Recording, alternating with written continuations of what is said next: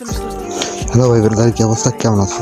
আজকে তোমাদেরকে এমন একটা ব্যক্তির কথা বলবো, সেই ব্যক্তির কথা শুনলে তোমাদের চোখে পানি চলে আসবে। তোমরা কি ভুলে গেছো জেবিসি তাকে, যে কিনা অসুস্থ শরীর নিয়েও বাংলাদেশের মুখ উজ্জ্বল করার জন্য চেষ্টা চালিয়ে যাচ্ছিল।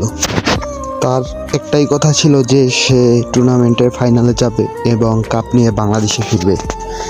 বাংলাদেশে এমন কোনো ইউটিউবার বা এমন কোনো প্লেয়ার নাই যে জেবিসি তার ইচ্ছেটাকে পূরণ করবে। কই নাইম আলম ভাই না বলছিল যে জেবিসি তার হয়ে খেলবে এবং বাংলাদেশের কাপ নিয়ে আসবে? সেই কথাগুলো আজ গেল কোথায়? সে কি তার ভিউ বাড়ানোর জন্য এই কথাগুলো বলেছিল নাকি সত্যি বলেছিল? যদি সে বাংলাদেশের হয়ে কাপ নিয়ে আসার চিন্তা ভাবনা করতো তাহলে সে রোড টু গুলিটা খেলতো এবং এটা থেকে অভিজ্ঞতা অর্জন করত। আসলে তার কথাগুলো বুঝেই উঠতে পারতেছি না যে সে কি করবে। সে কি বাংলাদেশের হয়ে খেলবে নাকি সে প্রতারক, ভিউ কামাচ্ছে? কোনটা করতেছে অবশ্যই কমেন্ট বক্সে জানাবেন।